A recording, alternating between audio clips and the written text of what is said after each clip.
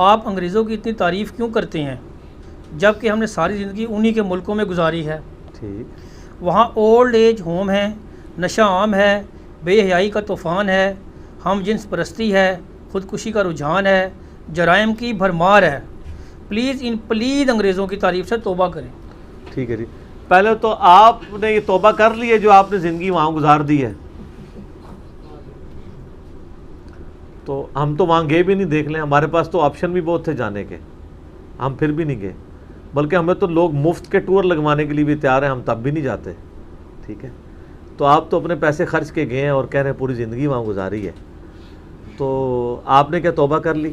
مجھے تو توبہ اس بات پہ کروائیں جب جتنے گناہ آپ نے گنوائے ہیں میں ان گناہوں کی بنیاد کے اوپر ان کی تعریف کر رہا ہوں۔ ان چیزوں کو تو چاہے وہاں پہ ہوں چاہے یہاں پہ ہوں سب سے زیادہ میں کنڈیم کرتا ہوں۔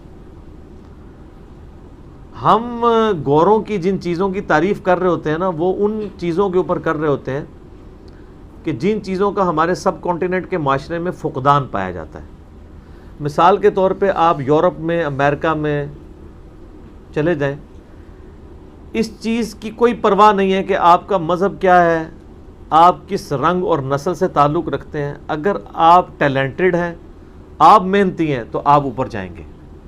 کئی پاکستانی وہاں پہ ارب پتی نہیں ہے کیا، امریکہ میں، یورپ میں؟ اگر وہ مذہب کا فرق رکھ رہے ہوتے تو کبھی بھی مسلمان اوپر نہ جا رہے ہوتے۔ آپ جاپان میں چلے جائیں، ارب پتی ہیں مسلمان پاکستانی، ٹھیک ہے، یہاں کوئی سوچ بھی سکتا ہے اتنی ان کے پاس رقم ہے، تو وہاں پہ کم از کم ٹیلنٹ کی قدر تو ہے۔ دوسرا، وہاں پہ آپ کاروبار کرنا چاہیں تو آپ کو جگہ جگہ رشوتیں تو نہیں دینی پڑتی۔ یہاں تو سر یہ شناختی کارڈ کا معاملہ تو اب کچھ آسان ہوا ہے، ادروائز تو شناختی کارڈ اور ڈومیسائل کا تو شاید اب بھی اس طرح کا آسان نہ ہو، بنوانا پڑے تو ہر بندہ کہتا ہے یار کوئی واقف ہے ادھر، کوئی واقف ہے بندہ، اپنا جائز کام کروانے کے لیے آپ واقف ڈھونڈ رہے ہوتے ہیں۔ وہاں تو ایسا نہیں ہے،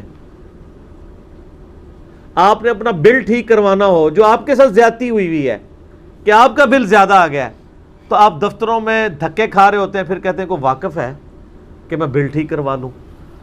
بیسک ہیومن رائٹس ایک بندے کے جو ہیں وہ آپ کو یورپ اور امریکہ میں اویلیبل ہے۔ یہ میں ان کے کوئی فضائل و برکات نہیں بیان کر رہا، آپ نے چونکہ مجھ پہ ایک بہت بڑا الزام لگایا تو میں اس کا جواب دے رہا ہوں کہ میں ان باتوں کی تعریف کر رہا ہوں جس کا یہاں پہ فقدان پایا جاتا ہے۔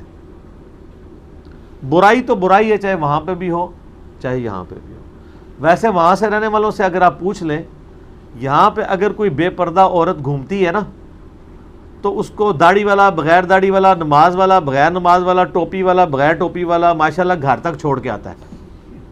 ٹھیک بات۔ لیکن وہاں پہ عورتیں سکرٹ میں بھی پھر رہی ہیں نا، کوئی کسی شخص کو یوں نہیں، یہ بھی ہراسمنٹ میں آتا ہے، آپ کسی کو گور کے نہیں دیکھ سکتے۔ یہاں تو برقعے والی کو نہیں چھوڑتے لوگ، تو کم از کم بیسک ہیومن رائٹس تو ہیں نا۔ باقی جتنی آپ فحاشی چیزیں عام کر رہے ہیں نا، ان سے اگر آپ بچنا چاہیں نا تو آپ وہاں بچ سکتے ہیں، آپ سے زبردستی کوئی یہ کام نہیں کروائے گا۔ اسی لیے کئی لوگ آپ نے دیکھا ہے کہ باہر کے ملک میں جا کے زیادہ پریکٹسنگ مسلمان بن گئے، کیونکہ باقی بےایمانیوں سے وہ بچ گئے، دو نمبریوں سے بچ گئے۔ تو ہمارے ملک میں دو نمبری داڑھی والا بھی دودھ میں پانی ملا رہا ہے، بغیر داڑھی والا بھی ملا رہا ہے، گندا فروٹ اچھا کہہ کے داڑھی والا بھی بیچ رہا ہے، بغیر داڑھی والا بھی بیچ رہا ہے، نمازی بھی بیچ رہا ہے، بغیر نماز والا بھی بیچ رہا ہے۔ جھوٹ نماز پڑھنے والا بھی بول رہا ہے، بغیر نماز پڑھنے والا بھی بول رہا ہے، تو سارے برابر ہی ہیں۔ ٹھیک ہے، بلکہ مجھے وہ ایک لطیفہ یاد آ گیا، عرض کر دوں، اس سے ویسے ریلیٹڈ ہی ہے۔ وہ اگلے دن کسی نے ایک لطیفہ شیئر کرایا ہوا تھا، مجھے وائف نے پڑھایا، اس کو کسی نے بھیجا تھا واٹس ایپ کے اوپر یا فیس بک پہ، میں تو یوز نہیں کرتا، میرے پاس تو سادہ سادہ موبائل ہے۔ تو وہ اکیلی بیٹھ کے بڑا ہنس رہی، میں نے کہا کیا؟ اس نے کہا یہ لطیفہ، میں نے کہا سناؤ۔ تو اس میں یہ تھا کہ ایک بندہ جو ہے نا وہ تلوار اٹھا کے نا، آج بھی ویسے انڈیا کے اندر تلواریں عام ہیں، آپ دیکھیں وہاں پہ گاؤں میں جو ڈنڈوں اور تلواروں سے ابھی بھی لڑائی ہو رہی ہے۔ ظاہر غریب لوگ ہیں، روٹی نہیں پوری ہوتی تو اسلحہ کہاں سے؟ تو یہ تلوار نہ سمجھیے کہ پرانے زمانے کی بات ہے۔ ایک بندہ تلوار اٹھا کے مسجد میں آ جاتا ہے، مسجد میں ابھی تازہ تازہ نماز ختم ہوئی ہوتی ہے تو وہ آ کے پوچھتا ہے بتائیں آپ میں سب سے نیک بندہ کون سا ہے؟ تو وہ سارے لوگ نا اشارہ کرتے ہیں ایک بابا جی کی طرف, کہتے ہیں یہ بابا جی ہیں, یہ سب سے نیک ہیں. تو وہ کہتا ہے جی چلو بابا جی میرے نال. وہ جاتا ہے باہر اور بابا جی کے سامنے ایک بکرے کو قربان کرتا ہے اس تلوار کے ذریعے, ٹھیک ہے, ان کے قدموں پہ, ان کو آنر دینے کے لیے. لیکن اندر والے یہ منظر نہیں دیکھ رہے. تھوڑی دیر بعد وہ اندر آتا ہے اور اس کے تلوار کے ساتھ خون بھی لگا ہوتا ہے, اور بابا جی بھی باہر ہی کھڑے ہیں. کہنا جی ہوں دسو اس تو بعد نے کون ہے؟ تو وہ سارے کہتے ہیں جی امام صاحب. تو امام صاحب کہتے ہیں نہیں نہیں میں تو چیک کرنا ایسا میری کیبل نہیں سی آ رہی کہ تہاڈی آ رہی ہے کہ نہیں. وہ جو نماز پڑھانے والے امام صاحب تھے وہ کہتے ہیں میں مسجد میں باقی نمازیوں سے یہ پوچھنے آیا تھا کہ آپ کے گھر کیبل آ رہی ہے کہ نہیں. میری چونکہ کیبل نہیں آ رہی تھی میں وہ پتہ کرنے آیا تھا, میں کوئی نیک نہیں. تو آپ کی نیکی کا معیار تو یہ ہے.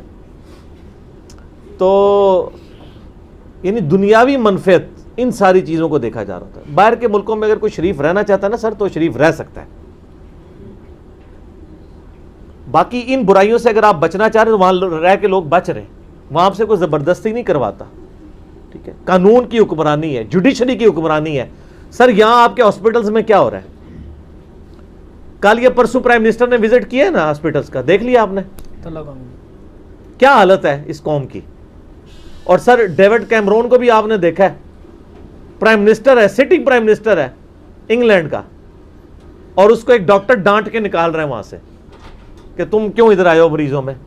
یہاں اگر پرائم منسٹر تو چلیں وہ تو اچانک وزٹ کیا تھا, ادروائز یہ پہلے بتا دیتے تو شاید کئی مریض غائب ہوئے ہوتے. مریضوں کو اٹھا کے لے جاتے ہیں ہاسپٹل سے صرف جگہ کھلی شو کرنے کے لیے, اور وہاں پہ ڈیوڈ کیمرون کو وہ ڈانٹ کے نکال رہا ہے. اس کی ویڈیو چڑھی ہوئی ہے یوٹیوب پہ, اور وہ اس سے کس طرح معافی مانگ رہا ہے معذرت پرائم منسٹر ہو کے. کیونکہ سر اس کو پتا ہے جوڈیشری کی حکمرانی ہے, عدالت کی حکمرانی ہے. اس کو پتا ہے یہ پرائم منسٹر سب سے بڑی پوسٹ ہے.